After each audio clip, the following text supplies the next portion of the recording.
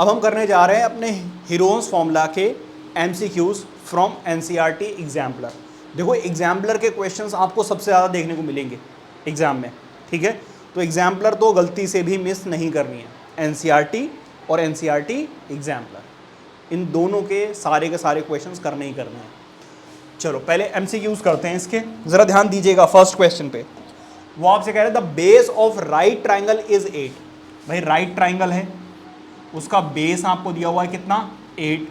क्योंकि ये MCQ है तो मैं बहुत प्रॉपरली नहीं करवाने वाला हूँ, थोड़ा शॉर्ट में कराऊंगा। अगर समझ में ना आए तो बताते रहना। ये है परपेंडिकुलर जो नहीं पता हमें, और हमें हाइपोटेन्यूज दी हुई है कितनी, 10। तो क्या मैं पाइथागोरस थ्योरम लगा के परपेंडिकुलर निकाल सकता हूँ? क्योंकि मुझे एरिया ऑफ ट्राइंगल बताना है, और एरिया ऑफ ट्राइंगल क्या होता है, हाफ बेस इनटू हाइट। क्योंकि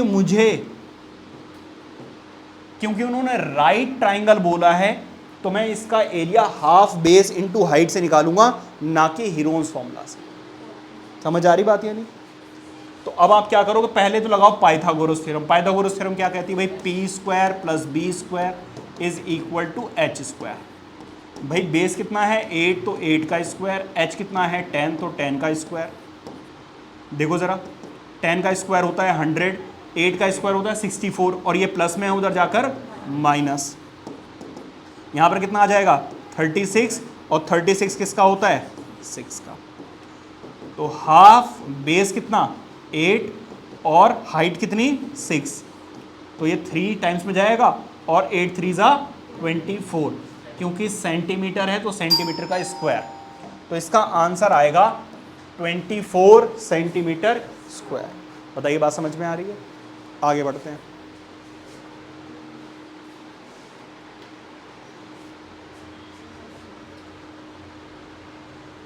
ये देखो जरा, ये एग्जाम्पल था, और ये हमारी एक्सरसाइज का फर्स्ट क्वेश्चन। बेटा बात है नहीं, वो मुझसे खुद पूछ लेगा डायरेक्टली।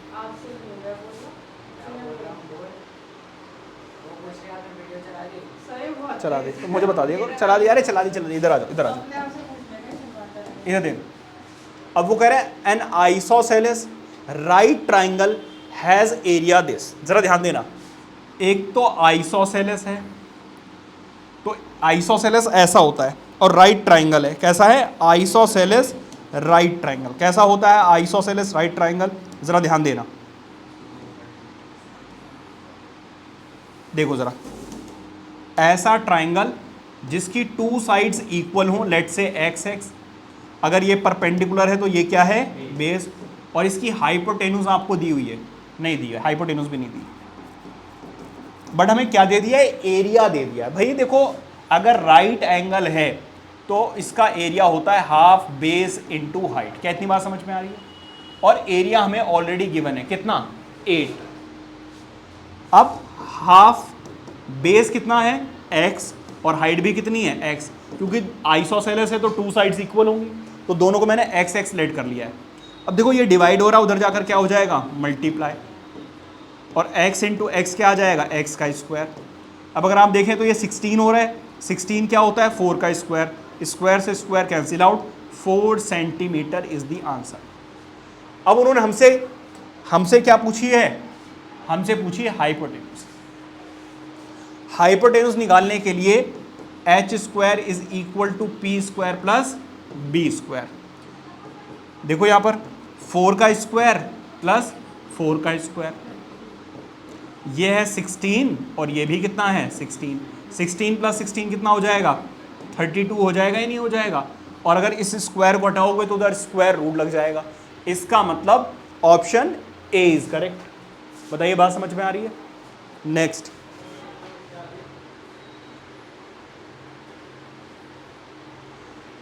इधर जरा देख लीजिए, क्या कह रहे हो आपसे, the perimeter of an equilateral triangle is 60 metre. एक इक्विलैटरल ट्राइंगल है, पेरीमीटर का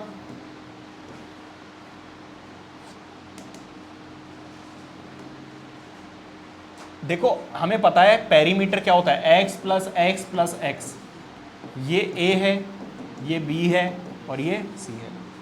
पेरीमीटर होता है 3 इंटू साइड और इसकी साइड क्या है x। भाई पेरीमीटर क्या होता है x plus x plus x. ये क्वेश्चंस तभी करने का फायदा है जब आपने एनसीईआरटी से किया हुआ है।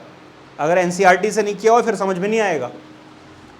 पेरीमीटर कितना भाई 60, ये मल्टीप्लाई हो रहा है, उधर जाकर क्या हो जाएगा डिवाइड 20।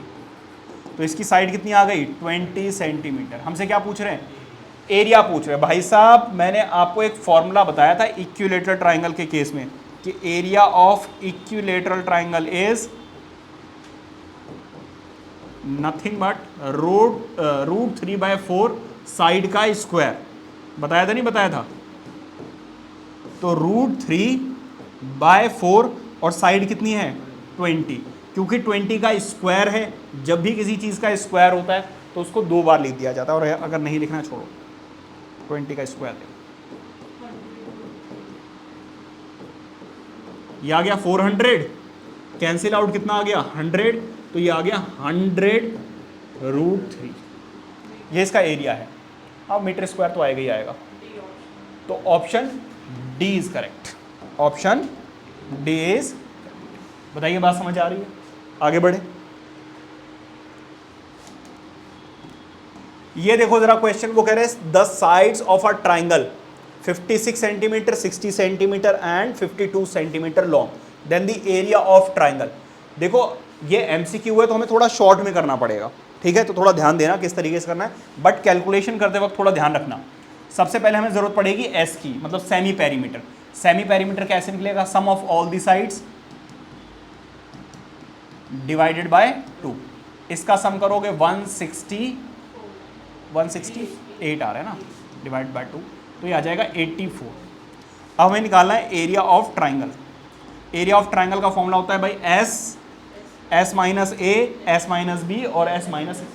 एस की वैल्यू कितनी है 84, एस माइनस ए, ये तो होता है ये ए, ये बी और ये सी। एस माइनस ए कितना आ जाएगा भाई? देखो 14 माइनस 6 विल गिव यू 8 और 7 minus 5 will give you 2। Carry करना पड़ेगा, ठीक है? अब इसमें से इसके माइनस करो तो बचेगा 4 और फिर 2, इसमें से इसको माइनस करोगे तो बचेगा 2 और 3, ये आ रहा है। अब हमें क्या करना है? हमें करने हैं जी फैक्टर्स। इसके फैक्टर्स करो तो 4 इंटू 21 आ रहा है नहीं आ रहा है, और यहां पर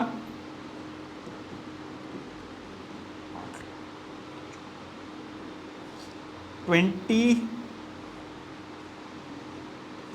ये कितना आ रहा है 20, ये 12। चलो मैं फैक्टर्स वैसे करता हूँ यार, वरना गलत हो जाएगा। देखो इधर 84 के फैक्टर्स 2, 42 बचेगा, फिर 2, 21 बचेगा, फिर 3, 7 बचेगा। तो 2 2 ज़ा 4, जिसका स्क्वायर हमें ऑलरेडी पता होता है उसको तो ऐसे ही लिखना। 28 के देखो ज़रा, 4 से करोगे तो कितना आ जाएगा? तो 7, तो 4 इंटू 7 आ गया। और यहाँ पे कितना आ जाएगा? 4 इंटू 6, और 6 can be written as 2 into 3। समझ आ रही बात है नहीं? और 32 can be written as 16 into 2। अब देखो जरा ध्यान देना, एक तो 4 का पेयर बन रहा है तो 4 बाहर आ गया, 7 का पेयर बन रहा है तो 7 बाहर आ गया, 3 का पेयर बन रहा है तो 3 भी बाहर आ गया, और एक 4 और है तो 4 का 2 बाहर आएगा, 4 का 2 बाहर आएगा, 2 का पेयर बन रहा है तो 2 बाहर आ गया, 16 का क्या होता है 4, मतलब रूट से वैल्यू हट गई। और यहाँ पर भी देखो ऑप्शन में रूट कहीं पर भी नहीं आ रहा है, ठीक है? तो अब क्या होगा ज़रा देखो, 7 3 ज़ा 21, 2 2 ज़ा 4, 4 4 ज़ा 16, और 16 4 ज़ा कितना होता है भाई 54, 16 4 ज़ा, हाँ 54, ठीक है? अब ये 21 है, 54 इंटू 21, तो ये आ जाएगा 4 5 8 10, तो 4 और ये कितना आ गया 13, कैरी 1 1 1 3 4, कहीं पर आ रहा है? कितना आ रहा है? कहाँ पर? अच्छा ये 64, ओहो 64, और फिर कैलकुलेशन थोड़ा सा चेंज आ जाएगा, 64 तो ये 6 आ जाएगा और 8 और 12, ये 12 आ जाएगा, तो 4 और ये कितना आ गया 4 और 3, हाँ 1 3 4 4, कहीं पर है option C is the correct answer. समझ आ रही बात? यानी इस तरीके से होगा। अब जरा देखो, area of equilateral triangle with side this, मैंने आपको एक फॉर्मूला बताया था। साइड देखो, एरिया ऑफ इक्विलेटरल ट्राइंगल मैंने आपको फॉर्मूला बताया हुआ है, √3/4 साइड का स्क्वायर। अब देखो यहां पर क्या हुआ है, रूट कहीं पर है ही नहीं, इसका मतलब रूट की वैल्यू आपको पुट करनी पड़ेगी। रूट की वैल्यू याद रखना, √3 की 1.73 होती है। क्या होती है सर? हमें कैसे पता चलेगा? अब तो पता चल गया, अब याद रखना, ठीक है। इधर देखो जरा, अब इसका स्क्वायर करो जरा, 1.73, 2 का स्क्वायर होता है 4 और √3 का 3 डिवाइडेड बाय 4, 4 से 4 कैंसिल आउट, 3 3 ज़ा 9 और 3 7 ज़ा 21 और 3 1 ज़ा 3, 3 + 2 कितना आ गया 5। देखो क्या इसके आसपास की कोई वैल्यू है? 5.19। 6 कहाँ से आया? क्योंकि देखो ये इसकी अप्रॉक्सीमेट वैल्यू है, एग्जैक्ट वैल्यू नहीं है, और 5.19 के आसपास दूसरा कोई नंबर है भी नहीं, तो इसका मतलब 100% यही मेरा आंसर होगा। समझ आ रही बात? यानी अगर 5.194 5.196 कुछ ऐसा होता तब मुझे ज़रूरत पड़ती एग्जैक्ट नंबर की, क्योंकि आसपास कोई नंबर ही नहीं है, तो यही हमारा आंसर है, ठीक है। ये देखो जरा क्या कह रहे हैं वो आपसे, the length of each side of an equilateral triangle having an area this. तो एरिया क्या होता है? √3/4 साइड का स्क्वायर, जो किसके इक्वल दिया हुआ है? 9√3 के इक्वल दिया हुआ है। क्रॉस मल्टीप्लाई करो जरा, साइड का स्क्वायर, जरा ध्यान दो, ये डिवाइड हो रहा है, उधर जाकर क्या हो जाएगा? मल्टीप्लाई। ये मल्टीप्लाई हो रहा है, उधर जाकर क्या हो जाएगा? डिवाइड। 9 4 ज़ा कितना होता है? तो क्या मैं 6 का स्क्वायर लिख सकता हूं उसको? तो साइड कितनी आ गई भाई? 6 मीटर है, सेंटीमीटर, जो भी हो। अब हमसे क्या पूछा है? हमसे क्या पूछा है? लेंथ पूछी थी, बता तो दी भाई, और क्या बच्चे की जान लोगे? ऑप्शन डी इज करेक्ट, ठीक है। अब वो आपसे कह रहा है the area of an equilateral triangle is this the perimeter. अभी हमने साइड निकाली, अगर साइड को मैं 3 से मल्टीप्लाई कर दूं, क्योंकि पेरीमीटर ऑफ इक्विलेटरल ट्राइंगल क्या होता है? 3 × साइड। क्यों? क्योंकि सारी की सारी साइड्स इक्वल होती है, ठीक है। अब जरा ध्यान दीजिएगा, अभी मैंने आपको बताया कैसे निकालेंगे, √3/4 साइड का स्क्वायर। मैंने साइड को x लेट कर लिया, ठीक है। सर पहले क्यों नहीं लेट किया? अरे पहले भी कर सकते थे, अभी भी कर सकते हो, कोई दिक्कत वाली बात नहीं। यहाँ पे साइड लिखना चाहो साइड ही लिखो, ठीक है। अब जरा देखो इधर, ये 4 जाकर उधर मल्टीप्लाई हो जाएगा और ये इधर जाकर, अब अगर आप इसको मल्टीप्लाई करोगे तो बहुत कंफ्यूजन होगी। जरा ध्यान दीजिएगा, मैं यहां से क्या कर रहा हूं, स्क्वायर हटा के उधर स्क्वायर रूट लगा रहा हूं, और मैं कुछ भी सॉल्व नहीं करूंगा, क्योंकि मुझे 16 का पता है 4 और 4 का पता है 2, तो साइड कितनी आ गई? 8। अब अगर आप इसको मल्टीप्लाई कर लोगे ना, तो फिर सोचते रहोगे क्या किसका स्क्वायर है, थोड़ा दिमाग लगाओ। लेकिन ये दोनों मल्टीप्लीकेशन में होने चाहिए, कहीं प्लस में, और आप सोचो अच्छा 16 का होता है 4 और 4 का होता है 2। वैसे तो प्लस में होगा नहीं, जब हम हीरोन्स फॉर्मूला कर रहे होंगे। तो हमसे पूछा जी पेरीमीटर, क्या पूछा है? पेरीमीटर। पेरीमीटर होता है जी 3 × साइड, 3 × साइड। साइड कितनी है? तो 8 3 ज़ा, तो इसका मतलब ऑप्शन बी इज करेक्ट। क्या बात समझ आ रही है? अब 3 side, the length of the longest altitude. जरा ध्यान दीजिएगा, ये अच्छा क्वेश्चन, ये आपके एग्जाम में लॉन्ग आंसर टाइप क्वेश्चन में भी आ सकता है, ठीक है। इतना इंपॉर्टेंट क्वेश्चन है, अच्छा क्वेश्चन है, दिमाग लगाना पड़ेगा इसमें। जरा ध्यान दीजिएगा, 3 साइड्स दी हुई हैं। पहले मैं आपको समझा देता हूं कि फंडा क्या है। पहले समझो फंडा क्या है भाई। फंडा कुछ इस प्रकार से है, कि एक ट्राइंगल की 3 साइड्स होती हैं। अब वो आपसे कह रहे थे length of its longest altitude. भाई लॉन्गेस्ट एल्टीट्यूड किसका होगा, जरा ध्यान दीजिएगा। ये वाली साइड जितनी बड़ी होती चली जाएगी ये नीचे आती रहेगी। इसका मतलब जितनी बड़ी ये साइड होगी उतना ही छोटा इसकी एम्पलीट्यूड होगी या फिर हाइट होगी। अगर इसी चीज को मैं छोटा करूं तो ये कोना कहां भागेगा, ऊपर की तरफ भागेगा, तो हाइट ज्यादा होगी। इसका मतलब जो शॉर्टेस्ट साइड होती है उसकी जो हाइट होगी वो लॉन्गेस्ट होगी। कितनी बात समझ में आ रही है? अब आ जाइए,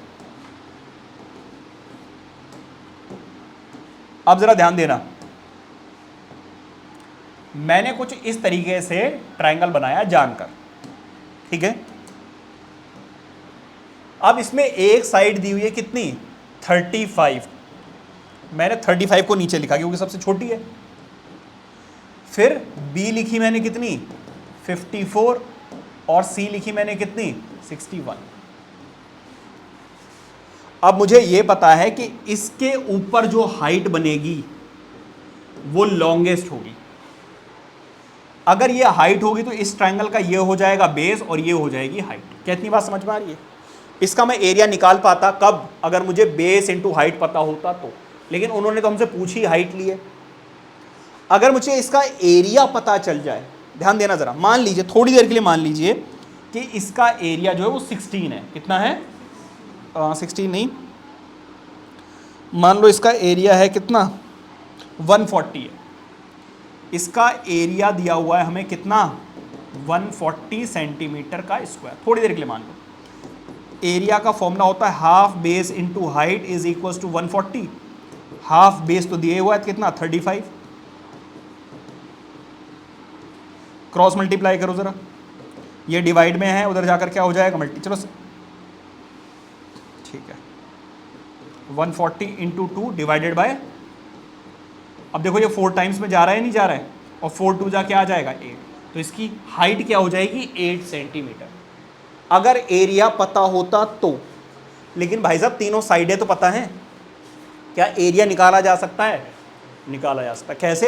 हीरोन्स फॉर्मूला से। एक बार एरिया मिल गया, मैं ये कॉन्सेप्ट यूज करूंगा और शॉर्टेस्ट साइड को मैं बेस पुट करूंगा, मुझे लॉन्गेस्ट एल्टीट्यूड मिल जाएगा। तो ये पूरा कॉन्सेप्ट यहां पर यूज होने वाला है, इसीलिए मैंने बोला इंपॉर्टेंट क्वेश्चन है। समझ आ रही बात यानी?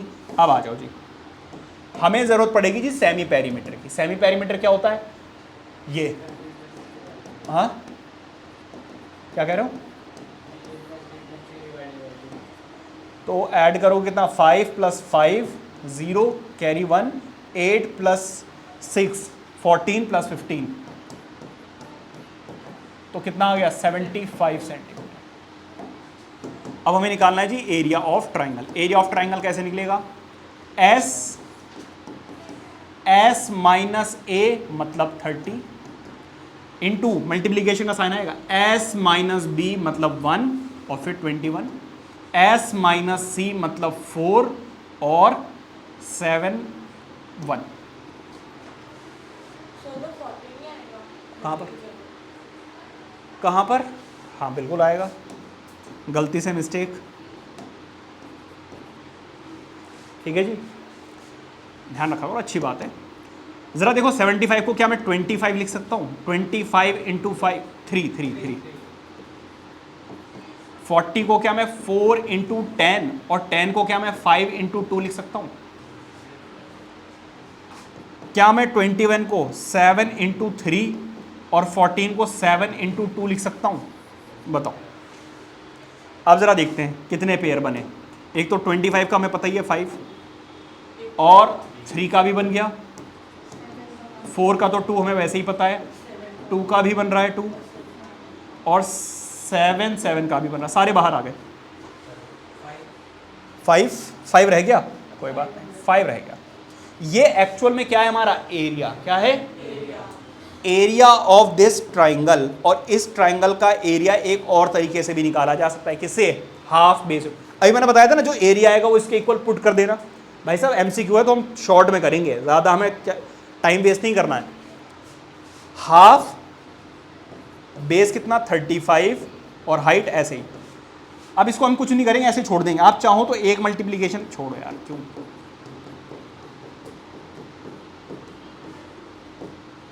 अब क्रॉस मल्टीप्लाई करो, h is equal to 5 into 3 into 2 into 2 into 7 into, अब ये 2 भी इधर चला गया तो ये 2 भी चला जाएगा, बचा कितना 7 5 जा 35 होता है और 5 से 5 भी कैंसिल आउट। तो लॉन्गेस्ट एल्टीट्यूड जो है वो क्या आ गया भाई, 2 2 जा 4 और 4 6 जा 24 अंडर रूट 5 सेंटीमीटर। क्या कहीं ऑप्शन में आपको ऐसा कुछ नजर आ रहा है? ये लो जी आ गया। अच्छा क्वेश्चन है ये, नहीं है तो इसको भाई स्टार मार्क कर लो।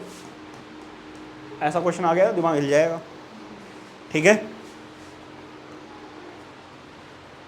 अब आ जाओ जी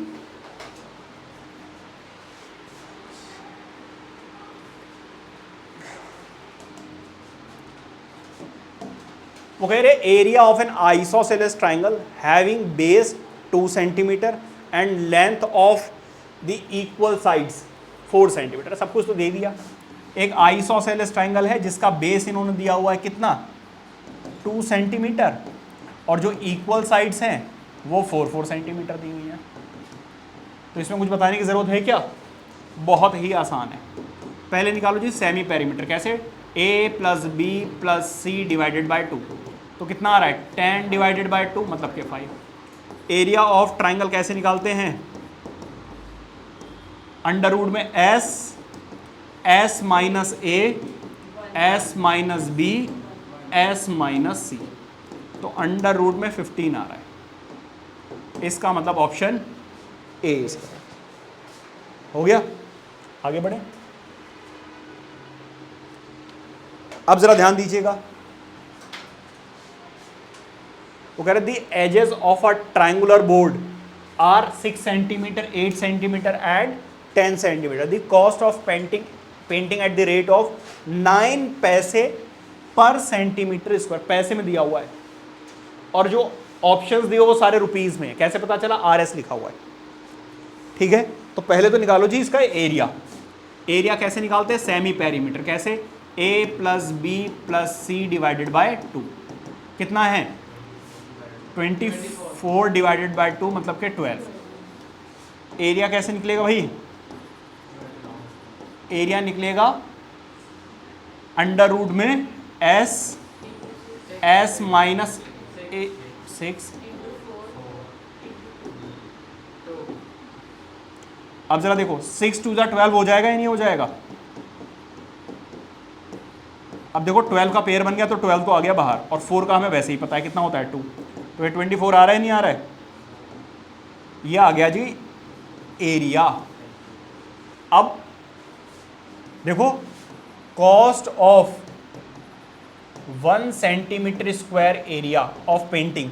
पेंट में हमें स्टेटमेंट वगैरह तो चाहिए नहीं है, उन्होंने दिया हुआ है 9 पैसे। क्या दिया हुआ है भाई?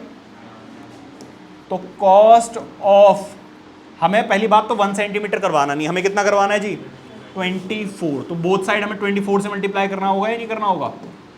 पहली बात तो इस 9 पैसे को 100 से डिवाइड करके किस में चेंज कीजिए? रुपीज में चेंज कीजिए।